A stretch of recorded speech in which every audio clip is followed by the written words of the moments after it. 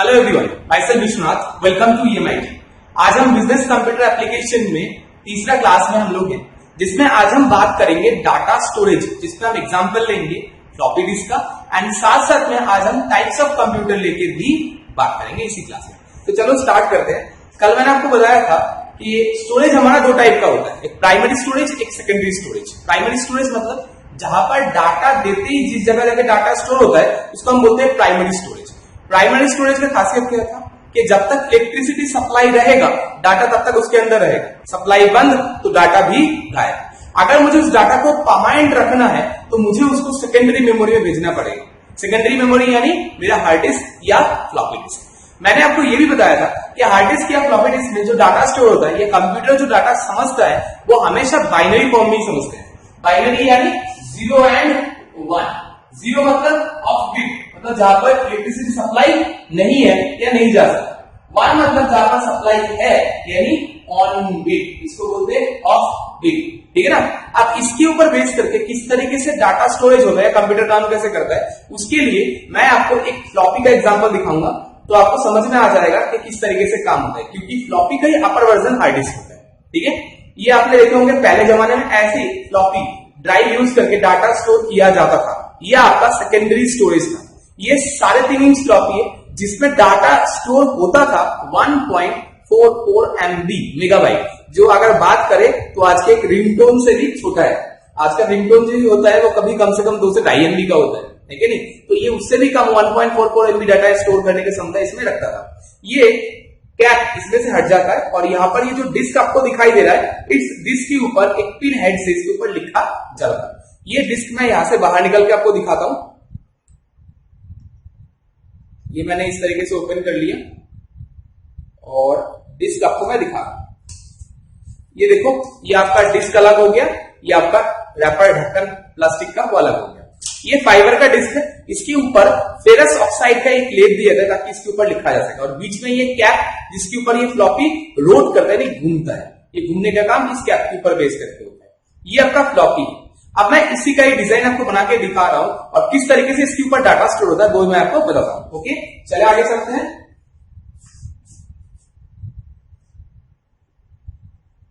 ये हो गया एक फ्लॉपी ड्राइव, मतलब डिस्क, जिसके बीच में ये स्टील का कैप जिसके ऊपर फ्लॉपी रोट करता है।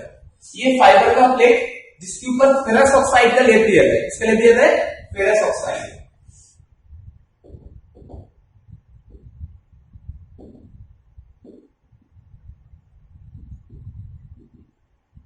फिर फर्दर इसको ऐसे डिवाइड किया जाए। ये जो गोला मैं डिवाइड कर रहा हूं इसको बोलते हैं ट्रैक। क्या बोलते हैं? ट्रैक। ऐसे यहां पर टोटल 8 ट्रैक होते हैं। फर्दर इसको ऐसे डिवाइड किया जाए।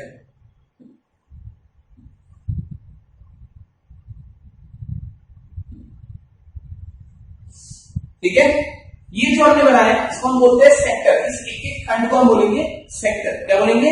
सेक्टर। कितने सेक्टर है? ऐसे 5 सेक्टर है। ठीक है, 8 ट्रैक 5 सेक्टर। इसके ऊपर लिखने के लिए ऐसे एक पिन हेड होता है। क्या होता है? पिन हेड, जो इसके ऊपर लिखने के काम करता है।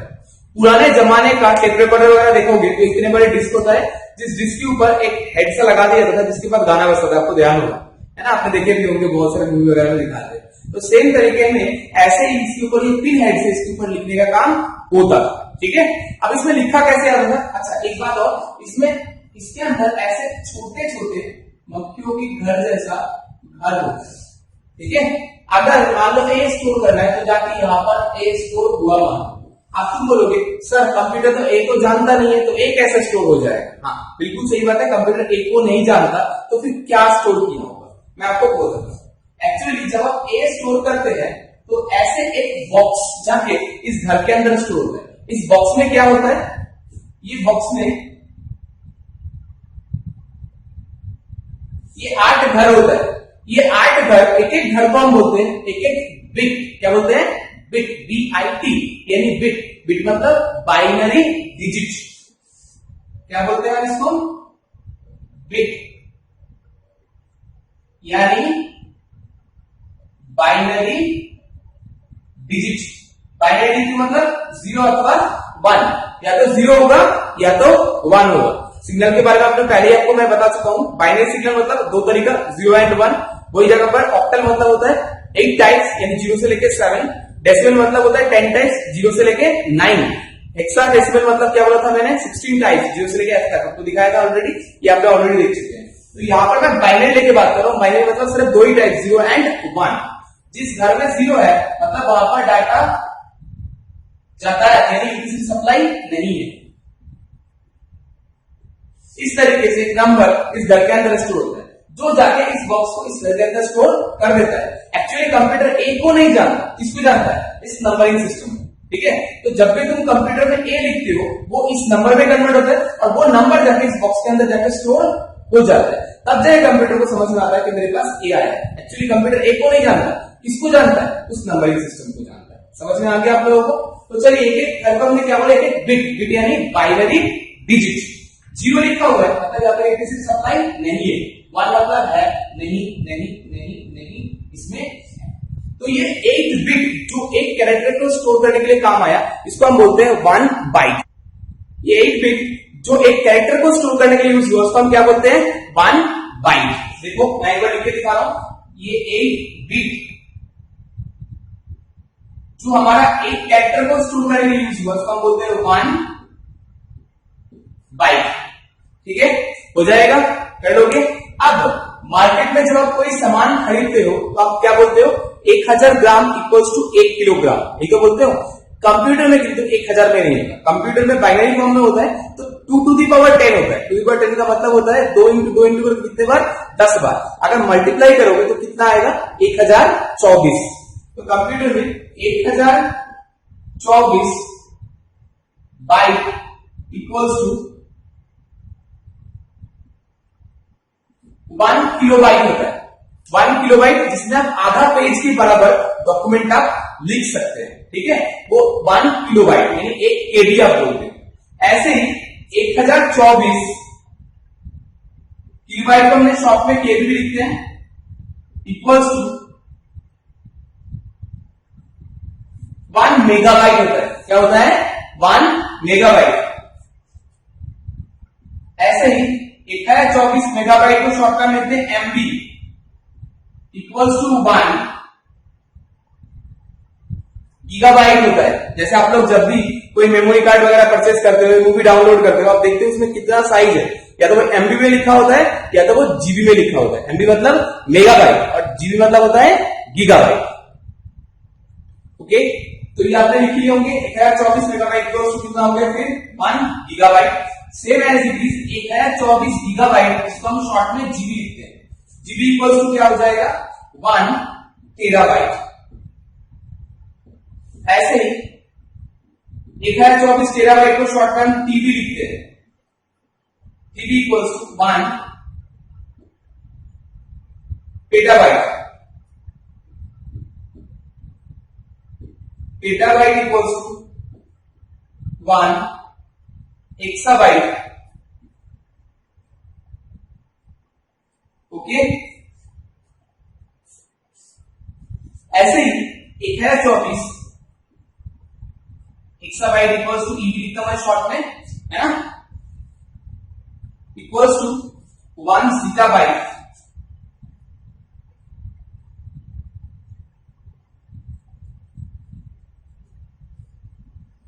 ठीक है, ऐसे ही 1024 zettabyte इक्वल्स टू 1 याटाबाइट।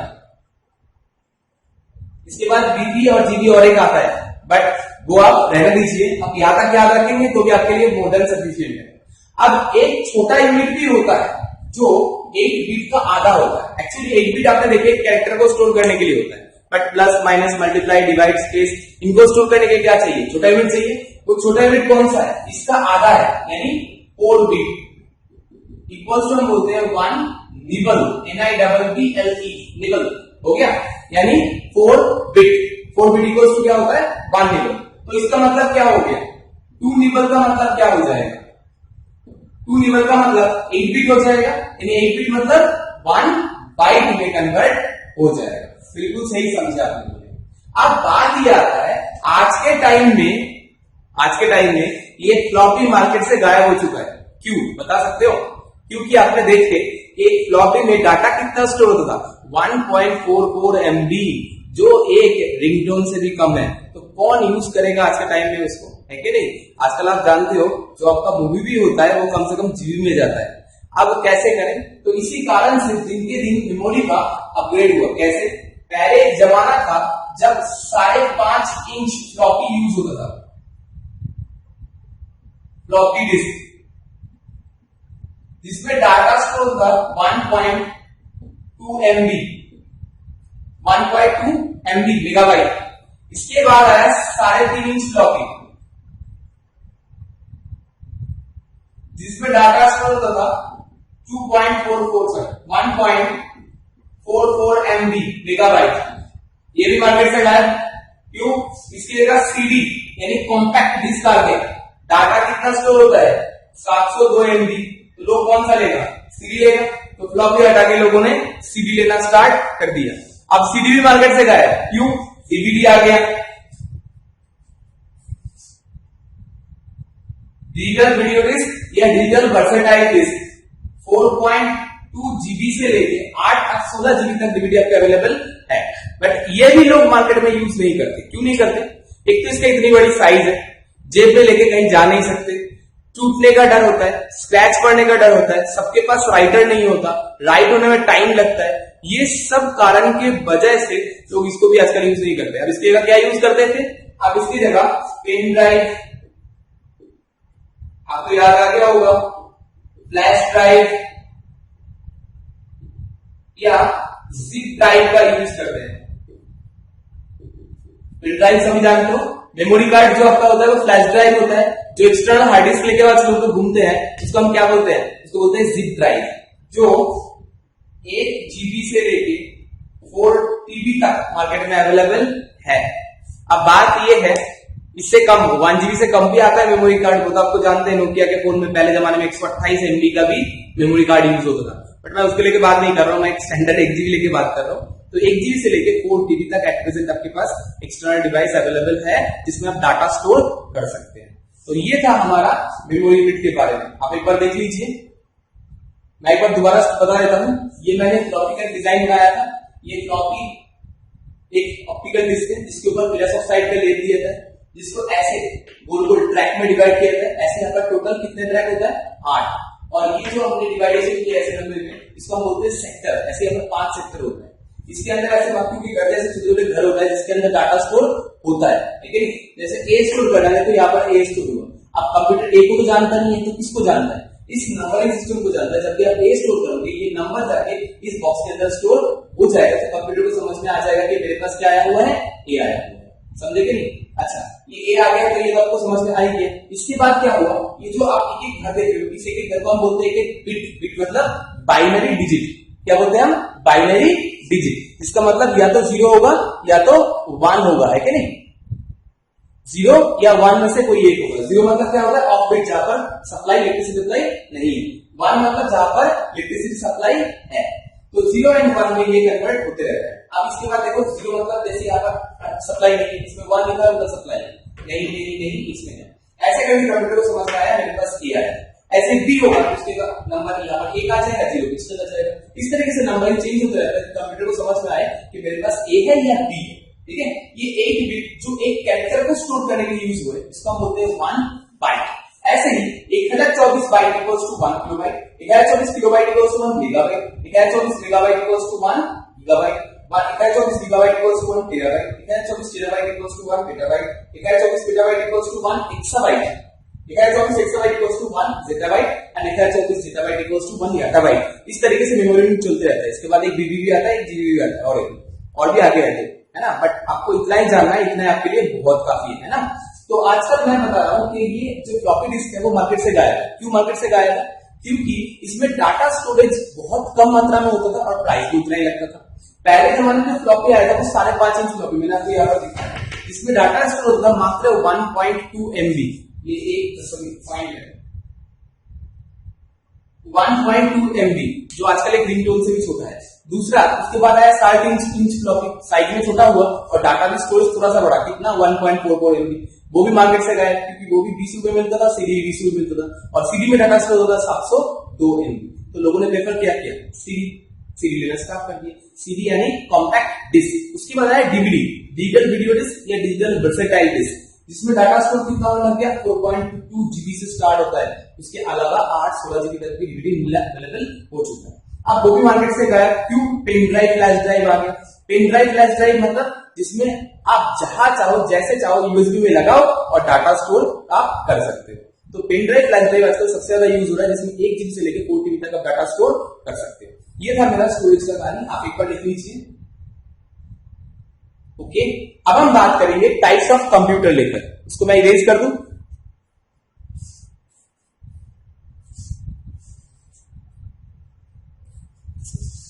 तो हमने स्टोरेज तो देख ही लिया, अब हम बात कर लेते हैं टाइप्स ऑफ कंप्यूटर लेकर।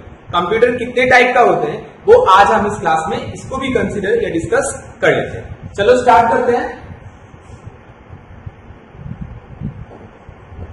टाइप्स ऑफ कंप्यूटर, क्या लिखा है मैंने, types of computer.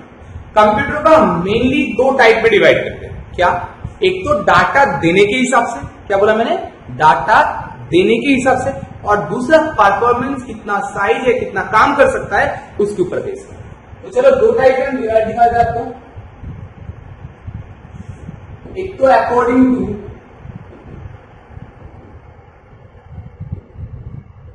Given data, data देने के हिसाब से।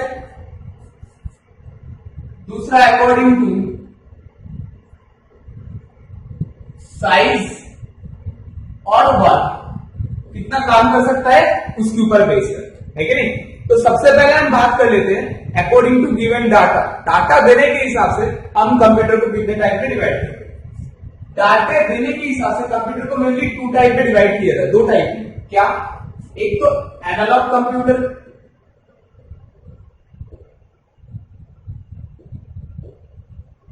दूसरा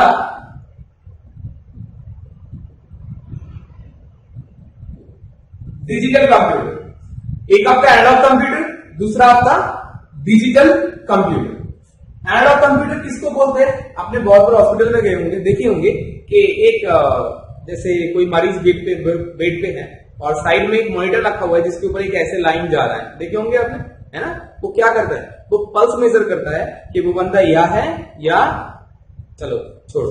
तो वो था एनालॉग कंप्यूटर, वो है एनालॉग कंप्यूटर। आप जो घड़ी पहनते हो वो घड़ी में, जिस घड़ी में आउटपुट या टाइमिंग नंबर में दिखाता है वो तो आपका डिजिटल है, जैसे इसमें नंबर पे दिखा रहा है, और जिसमें नंबर में नहीं दिखाएगा, कांटा के द्वारा दिखाएगा, वो जो हैंड्स लगे होते हैं, जैसे 10 के ऊपर एक छोटे वाले हैंड, बड़े वाले हैंड 12 के ऊपर, मतलब क्या है, 10 बज गया, है कि नहीं, ये तो बोलते हो। उसको हम बोलते हैं एनालॉग कंप्यूटर।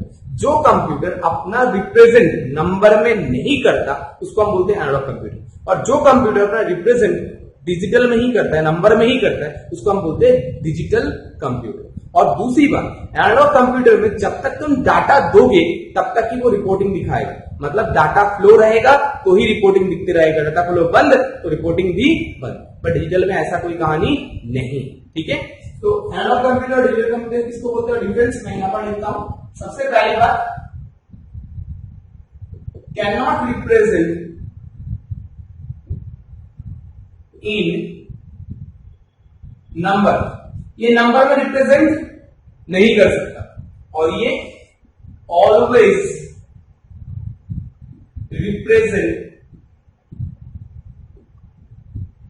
इन नंबर्स, है कि नहीं। दूसरी बात, continuous flow of data required, यहां पर नो नीड, कोई जरूरत नहीं है कंटिन्यूअस डाटा फ्लो की। तीसरी और एक बात, इसके अंदर कोई डाटा स्टोरेज नहीं होता। अगर आज जाके आप बोलेंगे हॉस्पिटल में जाके कि 3 दिन पहले मेरा एक मरीज यहाँ पर भर्ती था, उसका पल्स प्रेशर मुझे आज देखना है, तो पॉसिबल नहीं है। आपका थर्मोमीटर, हाइग्रोमीटर, बैरोमीटर, मतलब जितना भी मॉइस्चर, टेम्परेचर, प्रेशर मेजर करने वाले इंस्ट्रूमेंट होते हैं ना, वो सब एनालॉग फॉर्म में होता है। वो किस फॉर्म में होता है, एनालॉग फॉर्म में। इवन बाइक के जो बड़े वाले बाइक होते हैं जिसमें स्पीडोमीटर कांटे वाले होते थे, वो भी क्या है, वो भी एनालॉग फॉर्म में है। आजकल डिजिटल फॉर्म में आ रहा है, बट वो डिजिटल कंप्यूटर नहीं है। कौन सा है वो भी मैं बताता हूँ। पहले आप बात करते हैं ये continuous flow of data required, इसमें स्टोरेज नॉट पॉसिबल, इसमें स्टोरेज ही इंपॉर्टेंट है।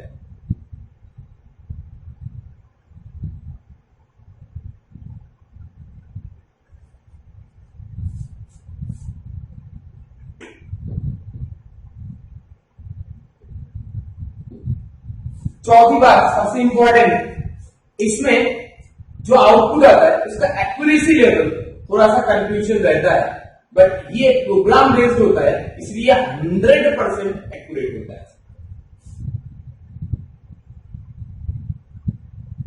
कंफ्यूज रिपोर्टिंग 100% एक्यूरेट, ठीक है, हो जाएगा। आजकल इन दोनों को जोड़ के भी एक कंप्यूटर बनाया जा रहा है, इन दोनों को जोड़ के, एनालॉग को भी और डिजिटल को भी, दोनों को जोड़ के जो कंप्यूटर बनाया जाता है उसको हम बोलते हैं हाइब्रिड कंप्यूटर। क्या बोलते हैं? Hybrid computer. मतलब जो अपना इनपुट तो लेता है एनालॉग फॉर्म में, बट जो रिपोर्टिंग दिखाता है वो आपको डिजिटल फॉर्म में दिखाता है। आजकल जो नया थर्मोमीटर आ रहा है या आपका बाइक का जो नया स्पीडोमीटर है वो भी देखना डिजिटल फॉर्म में ही है। मतलब इनपुट तो एनालॉग में ही ले रहा है, बट आपको दिखा रहा है कैसे, डिजिटल में कन्वर्ट करके। ऐसे कंप्यूटर को हम बोलते हैं हाइब्रिड कंप्यूटर। क्या बोलते हैं? Hybrid computer. तो ये था डाटा देने के हिसाब से कंप्यूटर की टाइप। अब हम बात करते हैं अकॉर्डिंग टू वर्क या साइज के हिसाब से कंप्यूटर का टाइप क्या होता है। हम इसको लेके बात करते हैं। इसमें सबसे पहला हम जो बात करेंगे वो है हमारा सुपर कंप्यूटर, जिसका डाटा प्रोसेसिंग स्पीड सबसे ज्यादा होता है। इसका डाटा प्रोसेसिंग स्पीड 10,000 MIPS से लेकर 10,000 BIPS, मिलियन इंस्ट्रक्शन पर सेकंड से लेकर बिलियन यानी करोड़ इंस्ट्रक्शन पर सेकंड तक प्रोसेस कर सकता है ये कंप्यूटर। नॉर्मली आप लोग जानते हैं कि साइंटिफिक डाटा जो होता है वो बहुत ही छोटा होता है, बट उसमें एनालाइज जो करना होता है वो बहुत सारा एनालाइज उसके अंदर करना पड़ता है। इसीलिए aircraft, atomic research centre, defence, इन सब में नॉर्मली ये सुपर कंप्यूटर का यूज होता है। घर का काम के लिए या ऑफिशियल नॉर्मल काम के लिए ये सुपर कंप्यूटर का यूज नहीं होता। इसका डाटा स्टोरेज भी एक रूम से भी बड़ा होता है। सीधी सी बात है, समझ गए? इतनी बड़ी तो वो कंप्यूटर है, ठीक है। चलो, ये तो हो गया सुपर कंप्यूटर। इसका ये छोटा भाई होता है जिसको हम बोलते हैं मेन फ्रेम कंप्यूटर। अच्छा, इंडिया का जो खुद का सुपर कंप्यूटर, उसका नाम तो पता होगा आप लोगों को, परम। हाँ, इंडिया का खुद का सुपर कंप्यूटर है कि नहीं। तो उसके बाद नेक्स्ट आता है main frame computer. Main frame computer किसको बोलते हैं? जो इसके तुलना में कम डाटा प्रोसेस करता है, बट ये प्रैक्टिकल फील्ड में यूज भी होता है। कहां पर?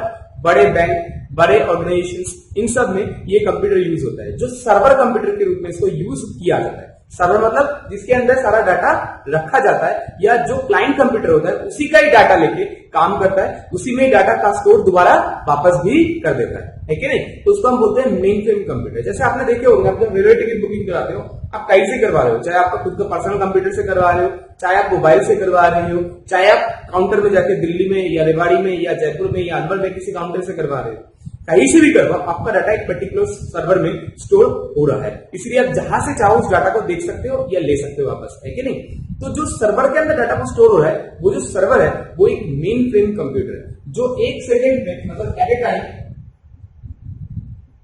बहुत सारे कंप्यूटर को एक साथ सपोर्ट कर सकता है, ठीक है।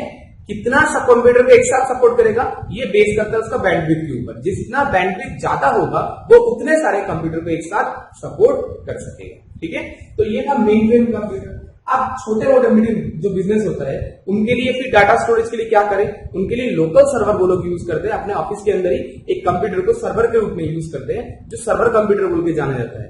पहले जमाने इसी सर्वर कंप्यूटर को एक पर्टिकुलर नाम दिया जाता है, जिसको आप बोलते थे वर्क स्टेशन, जिसका डाटा प्रोसेसिंग स्पीड 64 बिट तक होता था।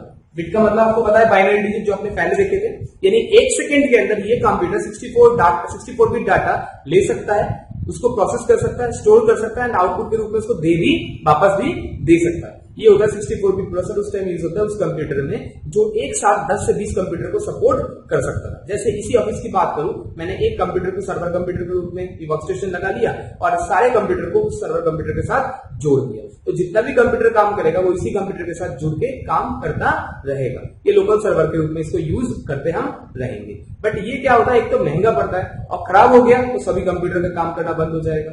इसी कारण की वजह से आजकल लोग जो डाटा सर्वर यूज करते हैं वो हमेशा ऑनलाइन डाटा सर्वर को यूज किया जाता है। ऑनलाइन डाटा सर्वर के द्वारा ही अपना डाटा स्टोर करते हैं, लोकल सर्वर यूज नहीं करते। और दूसरी बात, इस कंप्यूटर का यूज भी कम हो गया क्योंकि ये बहुत महंगा भी पड़ता था। इसी कारण की वजह से, और मेंटेनेंस भी बहुत ज्यादा पड़ता था, इसी कारण की वजह से इसका ही छोटा भाई अब उसकी जगह ले चुका है। इसका छोटा भाई कौन सा, माइक्रो और मिनी कंप्यूटर। माइक्रो और मिनी कंप्यूटर, इनको माइक्रो या मिनी क्यों बोला जाता है, क्योंकि इसके अंदर एक माइक्रो प्रोसेसर होता है, माइक्रो प्रोसेसर होता है, इसीलिए इसको माइक्रो या मिनी कंप्यूटर बोला जाता है। इसका data processing speed 8 bit, 16 bit, 32, अब 64 बिट में भी अवेलेबल है।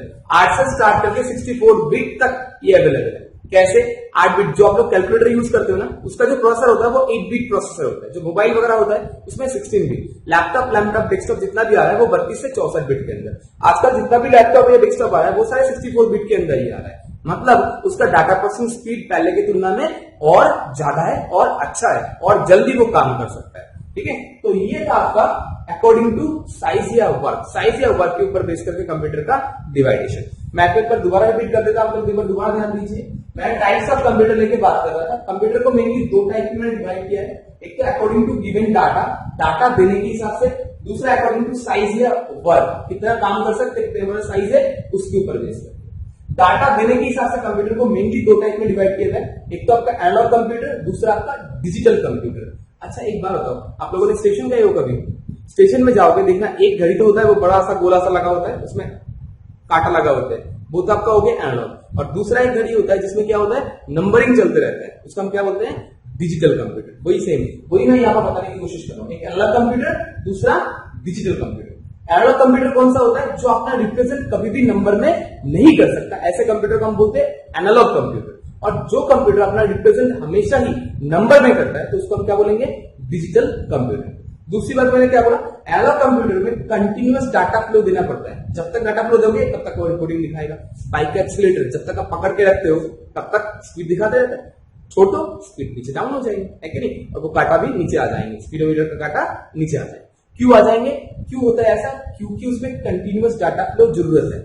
थर्मोमीटर बोलो, बैरोमीटर बोलो, हाइड्रोमीटर बोलो, जितना भी बोलो, ये जितना भी आपका मॉइस्चर, प्रेशर, टेम्परेचर, ये मेजर करने वाले जितना भी इंस्ट्रूमेंट होते हैं ना, वो सब नॉर्मली एनालॉग कंप्यूटर होता है। ठीक है, जैसे थर्मोमीटर आपने देखे होंगे, आपने किसी का टेम्परेचर मेजर किए, देखना टेम्परेचर वो मरकरी जो होता है वो हाइट तक जाकर रुक जाता है। जिस हाइट में जाता है उस हाइट को देख के हम बोलते हैं कि हाँ इतना टेम्परेचर है। बट क्या वो खुद बोल सकता है मैं इतना गर्म हो गया हूं नंबर में, है नहीं बोल सकता। क्यों, क्योंकि वो एनालॉग कंप्यूटर है। और आजकल जो कंप्यूटर आ रहा है जो आपको नंबर में दिखाता है कि आपका टेम्परेचर इतना डिग्री फ़ारेनहाइट है या इतनी डिग्री सेल्सियस है, वो इसलिए दिखा पाता है क्योंकि वो हाइब्रिड कंप्यूटर है। वो अपना इनपुट तो लेता है एनालॉग फॉर्म में, बट उसी को डिजिट में नंबर में कन्वर्ट करके दिखाता है, या फिर उसके अंदर सेंसर होता है जो आपको टेम्परेचर को सेंसर के द्वारा नंबर में कन्वर्ट करके दिखाता है, इसीलिए उसको डिजिटल कंप्यूटर बोला जाता है। ठीक है, तो ये 2 टाइप का कंप्यूटर मैं बता रहा था, एक एनालॉग कंप्यूटर, एक डिजिटल कंप्यूटर। एनालॉग कंप्यूटर कभी भी अपने आप को रिप्रेजेंट नंबर में नहीं कर सकता, डिजिटल कंप्यूटर कर सकता है।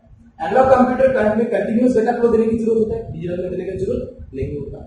स्टोरेज एनालॉग कंप्यूटर के लिए कोई मतलब ही नहीं है। आप एक जने का टेम्परेचर माप लिए, दूसरे का जब मापते हो क्या करते हो, उसको झटका के वो डाउन कर लेते हो, मतलब वो डाटा गया।